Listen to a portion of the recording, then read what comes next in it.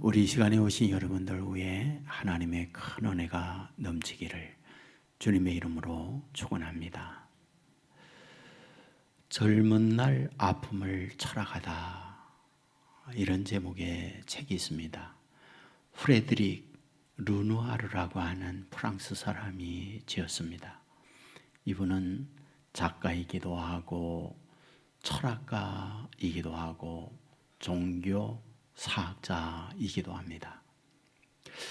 이분은 지금의 프랑스 현존하고 있는 지성인 가운데의 최고의 지성인이다, 이런 칭호를 받고 있습니다. 하지만 이분에게 있어서는 엄청난 열등감을 갖고 있는 사람이기도 합니다. 우선 그는 키가 160 조금 넘는 자그마한 키입니다. 우리에게도 있어서 큰 키는 아니지만 유럽인들에게 있어서는 그야말로 꼬마와 같은 키입니다. 그렇기 때문에 늘 사람들과 비교 속에서 나는 열등하구나, 신체 구조가 사람들에 비하여 너무 작다, 이런 생각을 갖고 성장을 합니다. 또 그는 몽상가였습니다. 보통 사람들이 갖고 있는 일반적 생각과 다르게 엉뚱한 생각을 해요. 엉뚱한 말을 해요. 그러니까 사람들, 친구들 속에서 늘 따돌림을 받고 정신 이상자처럼 취급을 받아요. 대학을 못 갔습니다. 직장 생활을 하지만 공동체 생활 속에서 늘 외톨이 생활을 해요. 그리하여 직장에서도 적응을 하질 못했어요. 그리고 정신적 이상이 있다 해서 병원에 가서 늘 정신 치료를 받으면서 살아갔던 그였습니다. 그랬던 그가 거듭난 사람, 그랬던 그가 작가가 되어지고 사람들이 능히 생각하지 못한 세계를 글로 표현하는 그런 사람이 되어졌던 거죠. 그는 이 책 첫 장에서 카르페 디엠이라고 하는 말을 다루고 있습니다. 카르페 디엠이라고 하는 말은 현실에 충실해라, 지금 최선을 다해라, 이런 뜻을 갖고 있습니다. 물론 좋지 아니하는 말로 현재를 즐겨라, 지금밖에 없다, 이런 용어로도 사용되어지지만은 본래의 의미는 현재가 너무 소중하니 현재를 성실하게 최선을 다하는 삶을 살라, 이런 의미를 갖고 있는 거죠. 이분은 여기에서 현재의 문제를 이렇게 설명을 해요. 과거는 이미 지나가 버렸다. 지금 내게 있는 것은 현재다. 미래는 오지 아니했다. 그러므로 지금 내가 활동할 수 있고 지금 내가 다리를 쓸 수 있는 시간은 현재다. 그래서 현재를 성실하게 살아갈 때 미래는 오늘의 현재를 어떻게 쓰느냐에 따라서 찾아오는 결과물이다, 그런 이야기를 하고 있습니다. 자, 우리는 이렇게 생각해 보십시다. 염려, 걱정이라는 것이 무엇일까요? 현재 내가 미래의 어떤 문제의 생각들을 가져오는 현상, 이것을 염려, 걱정이다, 이렇게 표현할 수 있는 거죠. 약간 말이 어려운가요? 자, 현재 내가 있어요. 아직 오지 아니하는 미래가 있어요. 그것을 현재로 끌어온 나의 마음의 상태를 염려, 걱정이라고 한다, 그런 얘기죠. 이렇게 예를 들어 봅시다. 수학능력 시험을 앞두고 있는 학생이 있어요. 앞으로 시험이 있어요. 지금은 아니에요. 그런데 그 시험 볼 것을 지금 내가 고민을 하고 염려를 하는 거예요. 아직 오지 않았는데. 그것을 우리는 걱정이라고 그러고 염려라고 한다, 그 말이에요. 자, 우리에게 분노가 있습니다. 우리에게 어떤 후회가 있고 화가 있어요. 그건 뭘까요? 현재 내가 이미 지나가 버린 것을 지금 가져다가 내 마음에 품는 현 상태, 이것을 분노나 후회라고 말할 수 있는 거예요. 이미 지나가 버렸어요. 그런데 그것을 지금 가져다가 내 마음에 품는 거예요. 자, 이렇게 예를 들어 봅시다. 여러분의 지난날에 상처 있잖아요. 지난날에 아픔이 있잖아요. 이미 가버렸어요. 그런데 그것을 지금 다시 끌어다가 내 마음에 품으면 어떻습니까? 작년에 먹은 송편이 토할 것 같아요. 이미 지나가 버렸는데 그것을 우리는 분노, 우리는 화라고 얘기를 하는 거예요. 그러므로 카르페 디엠이라고 하는 말은 현재가 중요하다.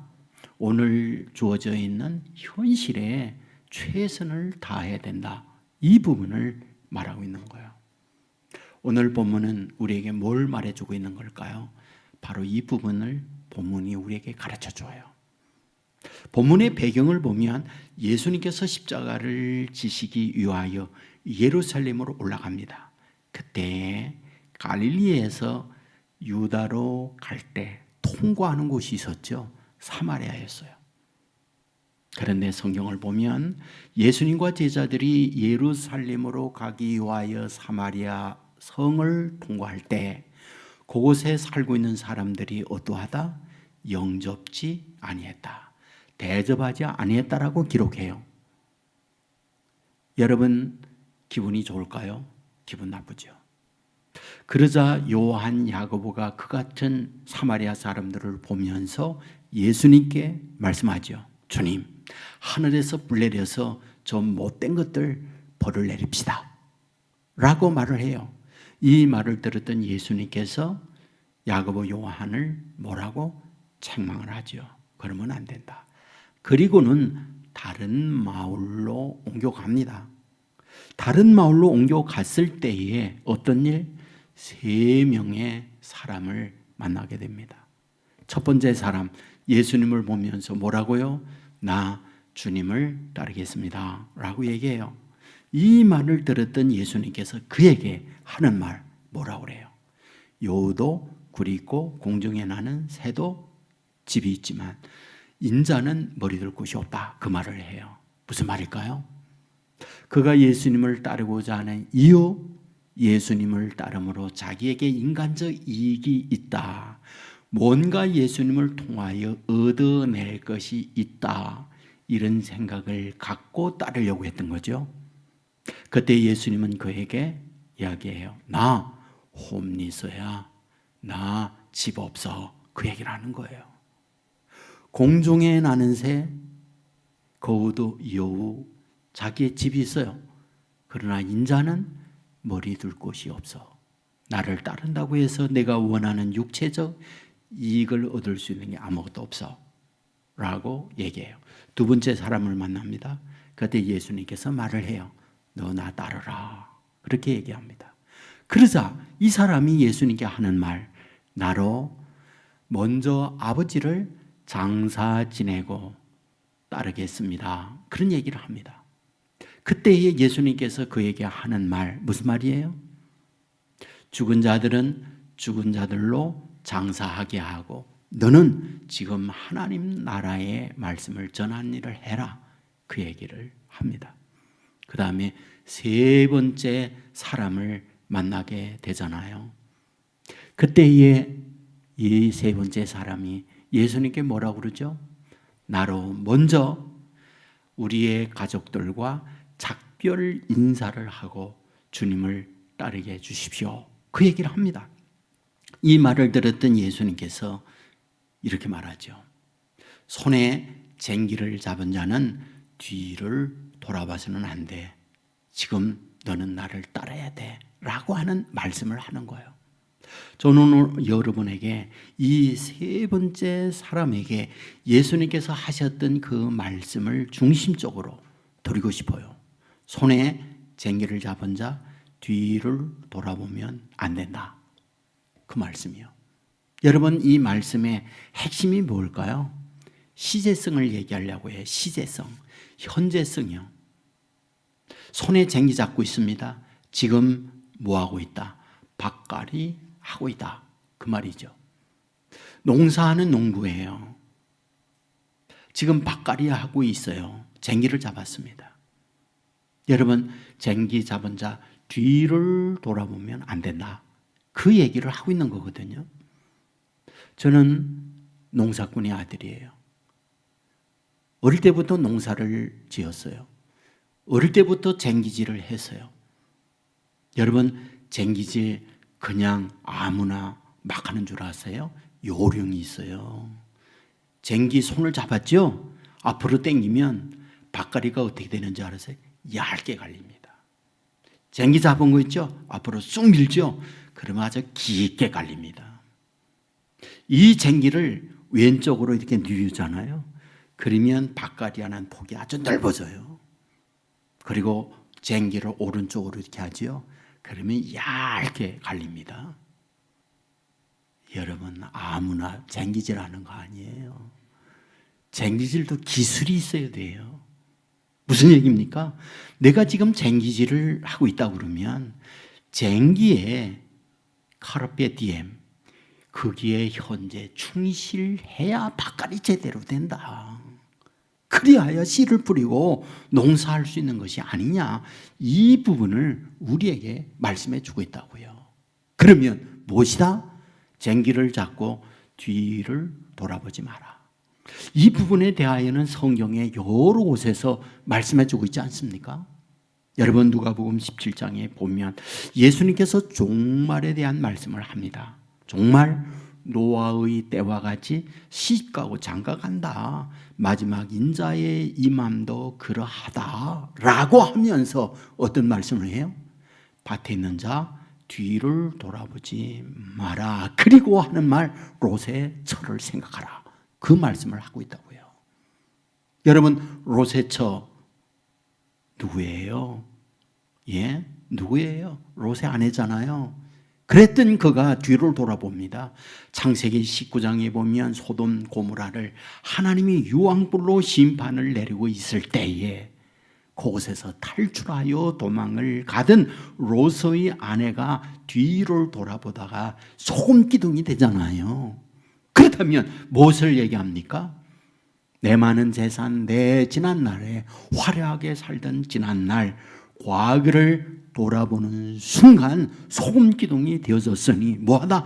앞을 향하여 나가는 너의 뒤를 돌아보면 이 꼴이 되어진다 라고 하는 말씀을 하고 있는 걸 보게 되잖아요. 그 뒤를 돌아보지 마라. 이사야 43장 18절 말씀에도 보면 너희는 이전 일을 기억하지 말며 옛날 일을 생각하지 말라라는 말씀을 해요. 이 말씀의 배경이 언제입니까?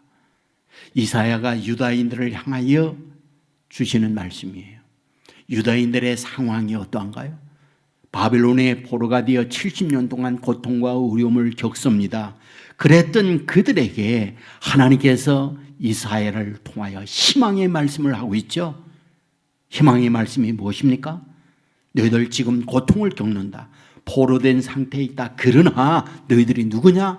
내가 너희들을 지명하여 불렀나니 너희들은 내 것이다. 그 말씀을 하고 있잖아요. 그러면서 하시는 말씀,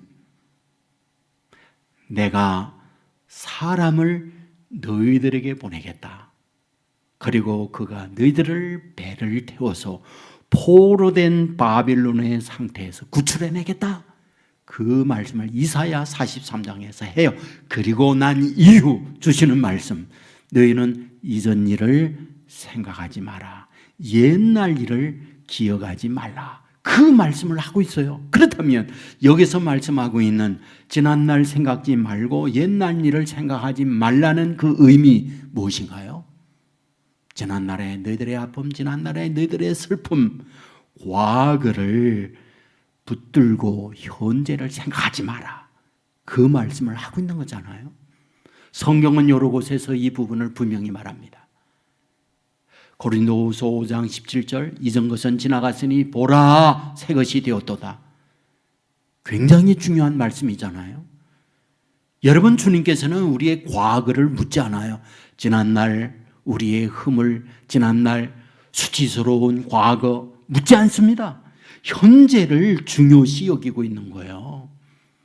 빌립보서 3장 13절 이하에도 보면 형제들아 나는 아직 잡은 줄로 여기지 아니하고 오직 한 일 뒤에 있는 것은 잊어버리고 앞에 있는 표대를 향하여 쫓아간다고 말하고 있습니다. 뒤에 있는 것이 잊어버렸어요. 앞에 있는 표대를 향하여 가고 있다라고 말하고 있습니다. 누가? 바울이 그랬다는 거예요. 바울의 지난날 과거가 있는 사여인 있는 사람이라는 걸 알고 있잖아요. 그는 스데반 죽이는데 그게 함께했던 사람이에요. 다메섹에 예수 믿는 사람 죽이기 위하여 앞장서서 체포영장을 갖고 가던 사람, 그가 바울이었던 거예요. 그에게 하나님 앞에서 수치스러운 부끄러움을 갖고 있는 경력자입니다. 그런데 그는 말을 해요. 주님을 만나고 나니요, 주님은 어떠하다? 과거에 있는 모든 것들을 피로 십자가에서 다 도말하여 청산하고 과거를 묻지 아니하는 분이다. 그러므로 나는 뒤에 있는 것을 잊어버리고 앞에 있는 표대를 향하여 나아가는 자다라고 하는 것을 고백하고 있는 거죠. 여러분, 오늘 미래는 현재에 의해서 결정되는 거예요. 앞에서 말씀했어요. 현재를 살면서 뒤에 있는 것들을 가져다가 분노하고 아파하는 것 주님이 원하는 바가 아니에요. 아직 오지 아니하는 것 가불하여 오늘 염려하고 걱정하는 것, 그것도 주님이 원하는 바가 아니에요. 카르페 디엠, 현재를 충실하고 현재를 성실하게 살아가는 것, 그것이 주님께서 오늘 우리에게 원하는 바다, 그런 얘기예요. 오리 가정의 달이에요. 가정의 핵심이 무엇입니까? 부부예요. 부부 때문에 자녀가 있는 것이고 그 부모로 인하여 양가의 부모가 있어요. 생각해 보세요. 부부가 행복하면 자녀들이 행복합니다. 부부가 불행하면 자녀들이 불행해요. 부부가 행복하면 부모님이 좋아해요. 기뻐해요. 그러나 부모가, 여러분 부부가 사니 안 사니 할 때에 양가 부모님들 얼마나 마음이 고통하고 힘들어합니까? 예, 그렇잖아요. 그런데 오늘 우리가 실제의 생활하는 걸 보세요. 행복을 기대하면서 가정에 부부가 되어 가정을 이루었잖아요. 그런데 행복은 고사하고 눈물 가운데 지내는 부부들도 꽤 있다고요. 앞으로 계속 살아야 하나? 오늘을 살면서 괴로워하고 있는 가정들도 얼마든지 있을 수 있다고요. 여러분, 이유가 무엇입니까? 한마디로 말하면 내 갈비뼈가 아니다라는 생각 때문에 그런 거잖아요. 한마디로 말하면 마음이 안 드니까 그런 거잖아요. 여러분, 연애할 때 콩깍지가 끼어서 안 보여요. 그러나 함께 살아가다 보니 어떻습니까? 그때 그 여자를 만날 걸 지금 후회스럽게 생각하는 분들도 얼마든지 있을 수 있잖아요. 그때 그 남자가 괜찮은 걸, 이런 생각을 가지면서 현재 살고 있는 부부들도 얼마든지 있을 수 있잖아요. 기억하세요. 여러분, 하나님께서 남자를 만들고 이후에 여자를 만듭니다. 그런데 그 여자를 만드는 재료가 무엇입니까? 남자의 갈비뼈를 취하여 여자를 만들어요. 그래서 결혼이란 무엇인가? 내 갈비뼈를 되찾아오는 것, 그게 결혼이잖아요. 근데 문제는 무엇입니까? 내 갈비뼈면 얼마나 나의 DNA인이 잘 맞아야 됩니까? 하지만 맞지 않는 거예요. 그러므로 이게 내 갈비뼈가 아니구나, 잘못 찾았구나, 이런 생각을 얼마든지 할 수 있다는 말이죠. 그런데 잘 생각해 보십시오. 나에게서 갈비뼈가 빠져나갔습니다. 몇 년 동안 비어 있었어요? 20년, 30년 동안 내 갈비뼈 빈 자리가 생긴 거예요. 그 자리에 다른 것들이 채워져 있어요. 아버지 엄마가 채워져 있고, 형제들이 채워져 있고, 친구들이 채워져 있고, 다른 여러 나의 경험들이 이미 자리를 잡고 있는 거예요. 내 갈비뼈라고 해서 그 자리에 왔더니 어떻습니까? 이미 부모가 있고 형제가 있고 친구들이 있고 여러 경험들이 그 자리에 차지하고 있는 거예요. 거기에 들어와서 내 갈비뼈 자리를 잡으려고 하다 보니까 자리 잡을 곳이 없어요. 그 과정 속에 갈등이 있어요. 그 과정 속에 아픔이 있어요. 그러므로 우리는 반드시 누구나 자리를 잡는 과정에 이런 고통이 있다는 걸 전제하고 인지를 해야 돼요. 내 갈비뼈니까 나의 딱 맞는 자리일 거야 라는 생각은 애초부터 갖지 않아야 돼요. 왜? 이미 빈자리에 다른 것들이 차지하고 있기 때문에. 그러므로 내 갈비가 와서 자리를 차지하는 가운데 빠르면 3년에 차지할 수 있고 또 늦으면 5년, 10년이라는 세월이 흐르면서 자리를 잡아가게 된다고 하는 것. 이것을 잊지 말아야 돼요. 여러분 한 지붕 밑에 살면서 행복은 고사하고 불행한 가운데에 아파 눈물을 흘리고 있는 분들 많이 있잖아요. 그런데 매우 중요한 사실이 무엇이냐? 여러분 쟁기를 잡았다면 오늘 그 쟁기에 충실해야 돼요. 쟁기가 내 아내일 수 있고 쟁기가 내 남편일 수 있어요. 뒤를 돌아보면서 엉뚱한 생각을 하면 바깥이 제대로 안 됩니다. 가정의 행복을 제대로 이루어낼 수가 없어요. 여러분 그러므로 성경은 우리에게 말합니다. 뒤에 있는 거 잊어버려. 뒤에 있는 것에 집착하지 마라. 그걸 얘기합니다. 물론 뒤에 여러 경험이나 우리에게 주는 교훈들이 있다고요. 그 교훈들마저 버리면 안 됩니다. 지난날의 여러 가지 삶의 과정을 통하여 우리에게 유익을 주는 삶의 교훈들이 꽤 많이 있잖아요. 지난번 여러분에게 말씀을 드렸던 여호수아 4장에 보면 이스라엘 백성이 요단강을 건너면서 요단강 한가운데에 있는 돌을 12지파가 하나씩 메고 길갈에 쌓아 놓아라. 후손들이 저 돌이 무엇이냐 묻거든 하나님께서 강물을 중단시키고 우리의 조상들을 이 강을 건너게 주었다. 그 사실을 말해 주어라. 그러니까 지난날에 교훈이 될 수 있는 그 부분을 잊지 말라고 말해줘요. 성경 곳곳에 보면 하나님께서 너에게 베푸신 은혜 잊지 말라고 하는 부분을 우리에게 여러 곳에서 말씀하고 있잖아요. 그거 잊으면 안 됩니다. 하지만 우리에게 유익이 되지 못하는 것, 우리로 오늘을 살면서 지난날 때문에 아파하고 고통스럽게 만드는 것, 그거 청산해야 돼요. 그거 현재를 살면서 붙들고 오는 것, 그거 주님이 원하는 바가 아니에요. 그러므로 쟁기를 잡았느냐? 그러면 뒤를 돌아보지 마라. 주님께서 이 부분을 우리에게 말씀해 주고 있다는 사실 잊어서는 안 돼요. 자, 그런데 여러분 쟁기 잡았다 이 말은 무슨 뜻이에요? 농사하여 밭갈이를 하고 있다 그 말이에요. 여러분 농사하는 거 쉬운가요? 어려운가요? 예? 농사하는 분들 해본 분은 알지만은요 굉장히 힘듭니다. 굉장히 힘들어요. 모내기 할 때는 허리가 끊어질 듯 아프고요. 예?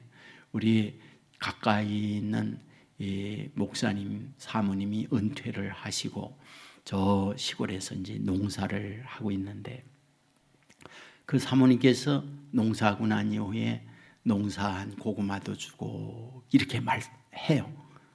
그러니까 늘 얻어먹고 그러니까 고구마 심을 때에 고구마 심는 거 우리한테 연락하면 하루 가서 도와주겠다고 이렇게 얘기를 했어요. 그러니까 저희 아내가 뭐라고 했는지 아세요? 고구마 가서 씨 뿌리면 되는 거죠 라고 얘기를 했어요. 그러니까 사모님이 배꼽을 잡고 웃는 거예요. 왜? 고구마 씨 뿌리는 게 아니잖아요. 예? 고구마 심는다면 고구마 싹을 하나하나 땅에 심어야 되잖아요. 어마어마한 고통과 수고가 있는 거잖아요. 여러분 밭갈이 한다는 게 노릇한 게 아닙니다. 고생스럽습니다. 그렇기 때문에 고생스러우니까 뭐예요? 자꾸 뒤를 돌아보는 거예요. 여러분 쟁기질하면서 아내와 함께 살면서 가정을 이루어 사는 거 늘 기쁘고 행복한 날만 있는 게 아니라 힘든 일이 있다니까요. 그러니까 그 힘든 일 속에서 자꾸 뒤를 돌아보는 일이 있다라는 거예요. 그런데 여러분 잊지 마세요. 예? 그런 수고 없는 농사는 없는 거예요. 여러분 행복한 가정을 이루기 위하여 행복을 기프트로 가져다 주는 게 절대 아닙니다. 예, 행복은 집을 짓는 것과 똑같아요. 여러분 집 짓는 게 그냥 이루어집니까? 예, 교회 짓는 집이요 2달 동안을 땅 파고 2달 동안은요 어마어마하게 기초 작업을 하는 거를 2달 동안을 했어요. 그리고 난 이후에 아래에 기초 공거리를 하고 그 위에 철근을 깔고 그 위에 또다시 공거리를 붓고 이런 작업을 통하여 집이 지어지는 거예요. 맞습니다. 여러분 행복은 가져다 주는 게 아니라 만드는 작업이라는 걸 잊지 말아야 해요. 성경을 보십시오. 성경 뭐라고 말하고 있습니까? 하나님께서 남자를 먼저 만들고 여자를 만들 때 여자 만드는 이유를 뭐라고 그래요? 이유. 남자 홀로 독초하는 것이 좋지 아니하여 내가 돕는 배필을 지으리라. 그리고 여자를 만들잖아요. 돕는 배필이에요. 바라는 배필이 아니라고요. 여자를 통하여 내가 뭔가 이익을 얻겠다. 남자를 통하여 내가 뭔가 얻어내야 되겠다라는 것이 결혼의 이유가 아니라는 거예요. 살면서 남자의 부족한 것을 아내로 하여금 돕게 하기 위하여 또 아내의 부족한 것을 남편으로 돕게 하기 위하여 하나님께서 결혼하게 하고 가정을 이루게 한다. 이것이 성경적 결혼이라고 하는 걸 우리에게 말씀해 주고 있다고요. 그러므로 오늘 저와 여러분이 잊지 말아야 해요. 쟁기를 잡았습니까? 수고가 반드시 따르고 있다. 고생이 있다. 결혼하면 고생이에요. 남편을 위하여 도와야 하고 아내를 위하여 도와야 하는 것, 이것이 하나님께서 가정을 이루면서 부부가 되게 하는 이유를 밝혀주고 있는 거예요. 그러므로 행복은 가져다 주는 것이 아니라 만들어가는 거다. 그 만들어가게 되어질 때 만들어가는 방법이 무엇이다? 돕는 배필로 사는 것이다. 이것이 성경이 우리들에게 행복을 이루어내는 성경적 방법이라고 하는 사실, 믿으시기를 주의 이름으로 축원합니다. 자, 그런데 매우 중요한 것이 있어요. 밭갈이 한다, 이 말은 무슨 말이에요? 이제 씨 뿌린다는 말이잖아요. 밭갈이 하고 씨 뿌려요. 그리고 난 이후 가을에 열매를 거둡니다. 가을의 결과는 무엇입니까? 풍년도 되고요, 흉년도 됩니다. 그러면 흉년이 될 때 흉년 되어지는 이유가 무엇일까요? 이유요. 농부가 제대로 농사를 하지 못하여 흉년을 얻었다라는 말도 되지만 꼭 농부가 게으르기 때문에 흉년이 든다라고 말하기는 어려워요. 여러분, 농부는 똑같이 봄에 밭갈이를 하고 씨 뿌리를 하고 여름에 가꾸는 거 매마다 똑같은 과정을 통해서 농사 짓습니다. 그런데 똑같은 수고와 똑같은 노력을 기울이지만 가을에 어떤 해는 풍년 들고 어떤 해는 흉년 돕니다. 그렇다면 흉년과 풍년의 결정은 어디에서 합니까? 하늘이에요. 적당한 비와 적당한 해를 주어야만 비로소 농사의 풍년 돕니다. 아무리 농부가 수고하고 노력을 기울이지만 하늘이 해를 주지 아니하거나 비를 주지 아니하면 농부의 모든 수고 헛되고 말아요. 흉년 들고 말아요. 그러나 적당한 비, 적당한 해를 내릴 때 가을에 풍년 드는 거예요. 김진홍 목사님 대부분이 알 거예요. 활빈교회를 개척을 했었고요. 지금은 두레교회를 하면서 지금은 동두천에서 수도원을 하고 있는 분이잖아요. 이분이 쓴 책 가운데 정금같이 나오리라 라는 책이 있어요. 이 책에 보면 자신의 간정 이야기를 쓰고 있습니다. 청계천에서 넉마주의나 가난한 집 없는 사람들을 대상하여 활빈교회라고 하는 교회를 목회를 했어요. 그런데 어느 날 서울로부터 철거 명령을 내립니다. 재개발을 해야 할 터이니 여기에 뭐가 판자침들 다 떠나가라. 그래야 국가에서 15만 원씩 한 가정당 주었어요. 목사님은 교인들과 함께 회의를 합니다. 어떻게 할 것이냐, 어디로 가야 할 것이냐. 그러다가 남양만 간척지에 우리 같이 가서 농사하자 결정을 내렸어요. 여러분, 간척지가 어떤 곳인지 아시죠? 바다를 막아서 논으로 만든 곳, 그게 간척지입니다. 여러분, 농사할 수가 없어요. 왜? 염분 때문에. 소금기가 있어서 농사를 못 지어요. 비가 내려서 오랫동안 짠물을 빼내고 난 이후에 비로소 농사할 수 있습니다. 간척한 지 얼마 안 됐습니다. 짠물 그대로 있습니다. 갈 곳이 없으니 목사님과 함께 교인들이 남양만으로 갔습니다. 거기에 첫 농사를 짓는데 모 심기를 했는데 얼마 안 가서 빨갛게 다 타버리죠. 왜? 짠물이니까. 그리하여 모를 또 모아다가 농사 또 했어요. 또 말라 죽었어요. 여러분, 네 번째 그 해에 모내기를 했습니다. 모가 없으니 이곳저곳에서 모를 얻어다가 남는 모를 심었어요. 또 말하면 이젠 끝이에요. 목사님은 교인들과 함께 초저녁부터 모내게 한 그 두둑에 앉아서 하나님께 기도하기 시작합니다. 하늘은 구름 한 점 없는 맑은 하늘이에요. 비 오지 않으면 농사 폐농이에요. 먹을 양식이 없어요. 교인들과 함께 울부짖으며 하나님이여, 하나님이여. 갈멜산에 엘리야가 기도할 때 하늘문을 열고 비를 내려주셨던 하나님, 여전히 살아계심을 믿습니다. 비를 내려 주옵소서. 밤새도록 울며 기도하고 있는 그때 새벽녘 해가 떠오르기 바로 그때 빗방울이 한 방울 두 방울 떨어지기 시작해요. 날이 밝으면서 그 비는 폭우로 바뀌어지기 시작했고 엄청난 비를 내려주었어요. 짠물 다 흘러가게 하고 하늘이 내려주시는 하늘의 단비를 통하여 그의 농사 풍년을 얻었다고 하는 고백이었어요. 무엇을 뜻합니까? 안 될 것도 하늘의 비가 내리게 하면 풍년 들게 하는 하나님이라는 거죠.